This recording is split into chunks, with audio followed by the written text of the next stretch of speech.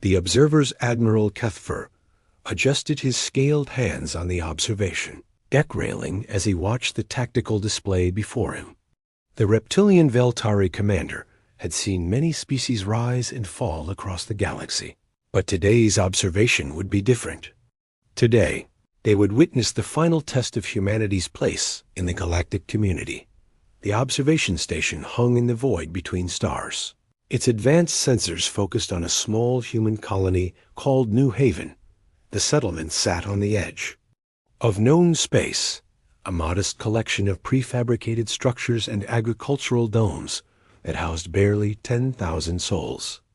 It was exactly the kind of target the Gorth Annie Horde preferred. Admiral Dr. Zara Quinn approached from behind, her human features calm despite the circumstances. She had been assigned to the observation mission as a cultural liaison, though. Cuthfer suspected her real purpose was to provide insight into human military thinking. The Gorth Annie fleet has entered the system. Cuthfer's vertical pupils narrowed as he studied the display. 300 warships materialized from hyperspace, their dark hulls bristling with weapons. The Gorth Annie were known throughout the galaxy as destroyers, a species that had evolved on a harsh world where only the strongest survived. They took what they wanted and left nothing behind. How many defenders does the colony have? Commander Thix clicked from his position at the sensor station. The insectoid Krixtol warrior's compound eyes reflected the light from the displays as his forearms worked the controls with practiced efficiency. Approximately 200 military personnel, Dr. Quinn replied, checking her datapad. They have basic defensive systems and a handful of patrol ships. Standard frontier protection. Cuthfer made a sound that might have been laughter if his species were capable of such expressions. 200 against 300 ships. The humans will be extinct within hours. The Galactic Council had been monitoring humanity for decades. Ever since the young species had achieved faster-than-light travel and begun expanding into the galaxy. Some council members viewed humans as a potential threat, while others saw them as primitives who would eventually be absorbed or destroyed by more advanced civilizations. This observation was meant to settle the debate once and for all. The Gorth Annie are beginning their attack, Thix reported, his mandibles clicking with what his species used to express anticipation. They are deploying their standard formation. Overwhelming force applied to multiple targets simultaneously. On the display, the Gorth Annie fleet spread out like a dark cloud surrounding the human colony. Energy weapons began to fire, striking the settlement's outer defensive barriers. The humans' shields flickered and sparked under the assault. It will be over quickly, Cuthfer observed. Humans are too emotional, too individualistic. They lack the discipline needed for effective military action. Dr. Quinn said nothing, but her expression suggested she disagreed. She had served with human military forces before joining the Council observation team, and she knew something the aliens did not. The first surprise came when the human defensive systems activated. Instead of a centralized shield grid like most species used, the humans had created a network of interconnected barriers that could shift and adapt in real time. When the Gorth Annie concentrated their fire on one section, the shields redistributed their energy, maintaining protection, while the humans repositioned their defensive weapons. Interesting, Thix commented. They are using a distributed defense system. Most species prefer centralized control. Inefficient, Cuthfer dismissed. Too many variables. Too much can go wrong. But as the battle continued, it became clear that the human system was more effective than it appeared. The Gorth Annie were used to overwhelming their enemies' defenses through concentrated firepower, but the human shields seemed to flow like water, always moving, always adapting. The second surprise came when the humans began their counterattack. Instead of responding with their own energy weapons, they launched what appeared to be simple kinetic projectiles. The Gorth Annie point defense systems easily intercepted the first few, But then something unexpected happened. "They are learning," Dr. Quinn said quietly. "Each projectile carries sensors that analyze the enemy's defensive patterns. The data is transmitted back to the colony, and the next volley is adjusted accordingly. Within minutes, the human projectiles were getting through the Gorthani defenses. They struck the alien ships with devastating effect, not because they were particularly powerful, but because they hit exactly where the enemy was weakest. How are they processing the data so quickly?" Dex asked, his compound eyes focusing on the tactical display. "Their computers are not that advanced." "They are not using computers," Dr. Quinn replied. "They are using people. Each human on the colony has been trained to analyze specific aspects of the enemy's behavior. They work together to create a complete picture." Cuthbert's scales rippled. With confusion. "That is impossible. No species can coordinate that many individuals effectively." "Most species cannot," Dr. Quinn agreed. "But humans have been doing it for thousands of years. They call it teamwork." The third surprise came when the Gorthani decided to land ground forces on the colony. The aliens expected to face desperate defenders fighting from fixed positions. Instead, they found themselves in a maze of seemingly random obstacles and traps. The humans had spent their time well while the space battle raged above. Every building, every piece of equipment, every section of ground had been turned into part of an elaborate defensive system. The Gorthani found themselves fighting not just human soldiers, but the environment itself. "They have weaponized their own habitat," Vex observed with something approaching admiration. "The entire colony has become a defensive system." The Gorthani warriors, bred for direct combat, found themselves confused and frustrated by an enemy that seemed to be everywhere and nowhere at once. Human defenders would appear from hidden positions, strike quickly, and then vanish before the aliens could respond. Every step forward led to new obstacles, new traps, new ways for the humans to inflict damage while avoiding direct confrontation. "They are using guerrilla tactics," Dr. Quinn explained. "Humans developed these methods fighting each other. They have thousands of years of experience in asymmetric warfare." The fourth surprise came when the tide of battle began to turn. The Gorthani, despite their numerical advantage, were taking heavy casualties. Their ships were being picked off one by increasingly accurate human fire.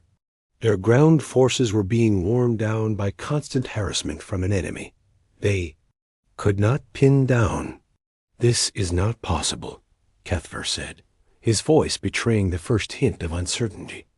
"The humans are outnumbered 300 to 1. "In ships, yes," Dr. Quinn replied, "but not in minds. Every human on that colony is part of the defensive effort. Children are spotting targets. Elderly citizens are coordinating supply lines. Everyone contributes according to their abilities." The fifth surprise came when the Gorthani attempted to retreat. The alien commanders had finally realized that they were facing an enemy unlike any they had encountered before. But the humans were not content to simply drive off the attackers. Human ships, jury-rigged from civilian vessels and armed with improvised weapons, began pursuing the fleeing Gorthani fleet. They moved with a coordination that seemed impossible for such a hastily assembled force, attacking weak points in the alien formation and preventing any organized withdrawal. "They are not letting them escape," Bex observed. "They mean to destroy the entire fleet." "They cannot," Cuthbert protested. "They lack the firepower." But the humans had found another way. They had turned the Gorthani's own weapons against them, using captured technology and salvaged components to create new defensive systems. Every destroyed alien ship provided materials for the human war effort. The final surprise came when the last Gorthani ship was destroyed. The humans had not just survived the attack, they had achieved total victory. In less than 6 hours, a small frontier colony had destroyed a fleet that had terrorized the galaxy for decades. "How?" Cuthbert asked, his voice barely above a whisper. Dr. Quinn turned to face the alien observers, her expression serious. Because humans do not fight the way other species do. We do not see warfare as a contest between armies. We see it as a problem to be solved, and humans are very good at solving problems. The observation deck fell silent as the implications of what they had witnessed began to sink in. The humans had not won through superior technology or overwhelming force. They had won through innovation, adaptation, and an almost frightening ability to turn any situation to their advantage. "We must report this to the Council," Commander Thex said, his mandibles clicking nervously. "The implications are ... significant." Admiral Kethver nodded slowly, his scaled features reflecting the light from the displays. The human colony continued its work below, already beginning to rebuild and strengthen their defenses. But now he understood that they were not just rebuilding structures. They were incorporating everything they had learned from the battle into their new designs. "Indeed," he agreed. "The Council must know what we have discovered about humanity." As the observation station prepared to return to Council space, Dr. Quinn remained at the viewing port, watching her people work. She had seen the looks of shock and fear on the alien observers' faces, and she knew that humanity's relationship with the galaxy was about to change forever. The test was over. The question was, what would the Council do with the results? The Revelation. The emergency session of the Galactic Council convened in the Great Chamber on Centros Prime, the neutral world that had served as the seat of galactic government for over a millennium. Representatives from dozens of species filled the circular amphitheater, their various forms and voices creating a symphony of concern and debate. Admiral Kethvar stood at the central podium, his scaled hands gripping the edges as he addressed the assembly. The weight of what he had witnessed at New Haven pressed down on him like a physical force. "Honored Council members," he began, his voice carrying clearly through the chamber's acoustics. "What we observed in the human colony of New Haven has fundamentally altered our understanding of this species.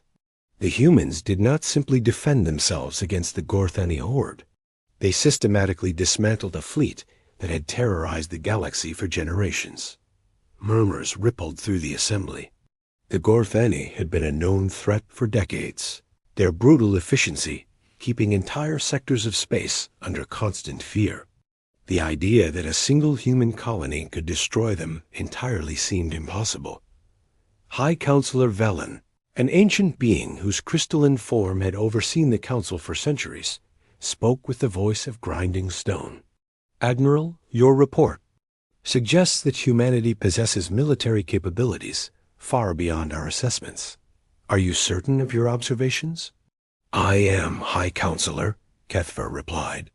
But their victory was not achieved through superior firepower or technology. It was achieved through methods we have never encountered before. From her position in the observer's gallery, Dr. Zara Quinn watched the proceedings with growing unease. She had been invited to provide context for the Council's deliberations, but she could see fear spreading through the assembly like wildfire. Fear of the unknown. Fear of humanity. Commander Thex approached the podium, his insectoid form moving with military precision. "The humans displayed a level of coordination that defies explanation," he reported. "Individual units acted independently while maintaining perfect synchronization with the overall strategy. It was as if they shared a collective consciousness, yet retained individual creativity." "Impossible," declared General Northick, the representative of the warrior Krahani species. "No species can maintain both individual initiative and collective coordination. They are mutually exclusive concepts." "That is what we believed," Kethver agreed. "But humans appear to have solved this paradox. They combine individual innovation with group cooperation in ways that multiply their effectiveness exponentially." The debate that followed revealed the depth of the Council's confusion. For millennia, they had categorized species into predictable, Patterns. The Veltari were disciplined and hierarchical. The Krixtal were efficient and specialized. The Krahani were fierce and individualistic. But humans seemed to combine traits from multiple categories, while adding something entirely new. Perhaps, suggested Counselor Ithrix, whose gaseous form shimmered with agitation, we should consider containment. If humans are as dangerous as these reports suggest, they could threaten the stability of the entire galaxy. Containment of what? Dr. Quinn asked as she rose from her seat. The chamber fell silent as all attention focused on the lone human present. Are you afraid of our weapons? Our technology? Our numbers? We are afraid of your unpredictability, High Counselor Valan replied honestly. Your species does not follow the patterns we understand. This makes you dangerous. Dr. Quinn descended to the chamber floor, her movements calm and deliberate.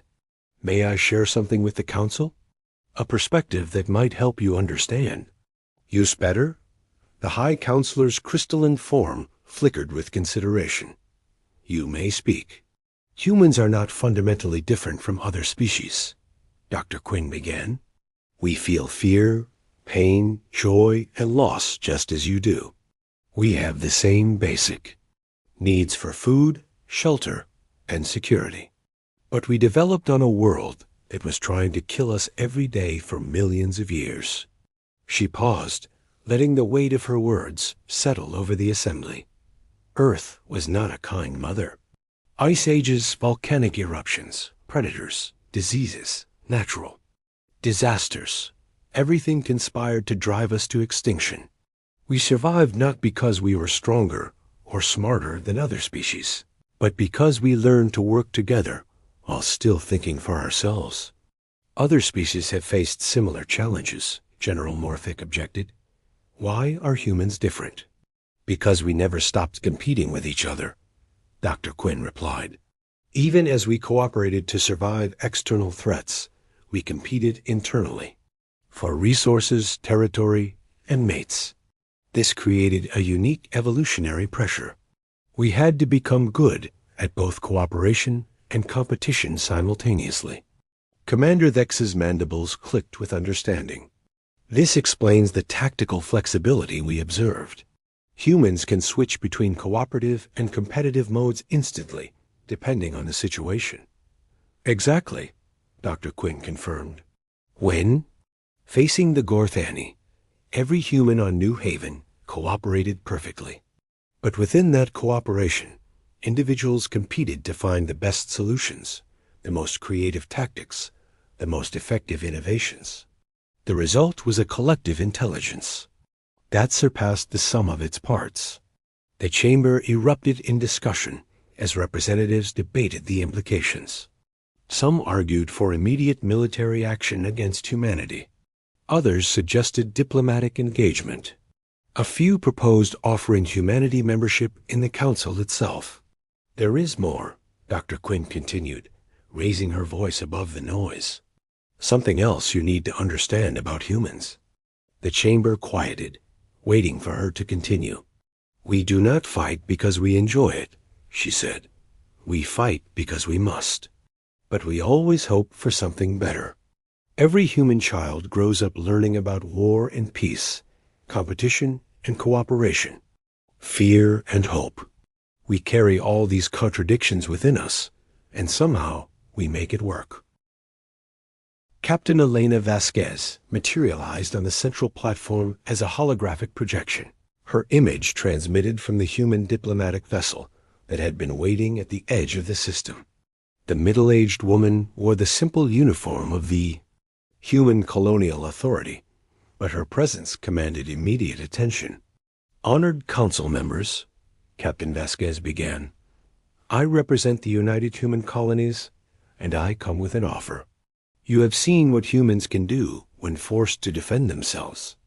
Now let us show you what we can do when we choose to build. The hologram changed to show images of human colonies across known space.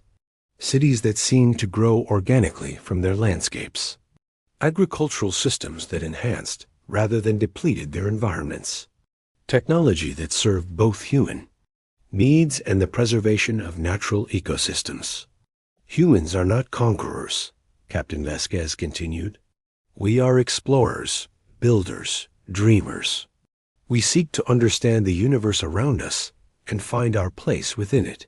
But we will defend ourselves against those who would destroy us, and we will do so with a ferocity that might surprise you. What are you proposing? High Counselor Valan asked.